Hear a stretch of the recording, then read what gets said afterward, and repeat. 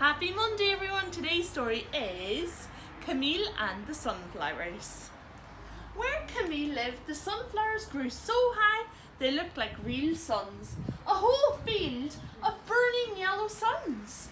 Every day after school, Camille ran through the sunflowers to meet his father, who was a postman. Together they would lift down the heavy sack of mail. One day a strange man arrived in Camille's town. He had straw hat and a yellow beard. He looked around with quick brown eyes. "I'm Vincent the painter," he said, smiling at Camille. Vincent moved into the yellow house at the end of Camille's street. He had no money and no friends. "Oh dear, let's try and help him," said Camille's father. So they loaded up the postcart and pots and pans and old furniture for the yellow house. Camille picked a huge bunch of sunflowers for the painter and put them in a big brown pot. Vincent was very pleased to have two good friends. Vincent asked Camille's father if he would like to have his picture painted, dressed in his best blue uniform. "You must sit quite still," said Vincent. Camille watched everything. He loved the bright colours Vincent used and the strong smell of paint. He saw the face of his father appear like magic on the canvas. The picture was strange, but very beautiful. Vincent said he would like to paint the whole family: Camille's mother, his big brother, his baby sister, and at last Camille himself. Camille was very excited. He'd never even had his photograph taken. Camille took his painting into school. He wanted everyone to see it, but the children didn't like the picture. They all began to laugh. Then Camille felt very sad. After school, some of the older children started teasing Vincent. They ran along behind as he went out to paint. Even the grown-ups joined in. "It's time he got a real job," they said, "instead of playing with paints all day." All that afternoon, Camille sat watching Vincent work. It was very hot, but Vincent worked fast. He painted the sunflower fields and even the sun itself. "He is a sunflower man," thought Camille. "If I were rich, I would buy all your paintings," he said. "Thank you, my friend," laughed Vincent. When Camille and Vincent came back from the fields, some children from Camille's school were waiting for them.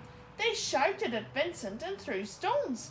Camille wanted them to stop, but what could he do? He was only a small boy. At last he ran home in tears. "Listen, Camille," said his father. "People often laugh at things that are different, but I've got a feeling that one day they will learn to love Vincent's paintings." That night Camille had a strange dream. He saw Vincent standing in the moonlight high above the town. He had stuck candles on his hat so that he could see. The sunflower man was painting the stars. Early next morning, Camille was woken by a loud knocking at the door. Some men from the town had come to see his father. "Listen, postman," they said. "We want you to give this letter to your friend. It says he must pack up his paints and leave our town." Camille slipped out through the back door and ran down the street to the yellow house. It seemed very quiet inside. Then Camille saw the sunflowers he had picked for Vincent. They had all dried up and died. Camille felt sadder than ever. He found Vincent upstairs packing his bags. Vincent looked very tired, but he smiled at Camille. "Don't be sad," he said. "It's time for me to paint somewhere else now. Perhaps people there will like my pictures, but first I have something to show you." Wow! Vincent lifted down a big picture. There were Camille's sunflowers, brighter and bigger than ever. Camille looked at the painting, then he smiled too. "Goodbye, sunflower man," he whispered, and ran out of the yellow house into the sunshine. Camille's father was right. People did learn to love Vincent's paintings. Today you would have to be very rich to buy one, but people visit galleries and museums all over the world just to look at pictures of the yellow house, of Camille and his family, and most of all, the sunflowers, so bright and yellow they look like real suns. The end.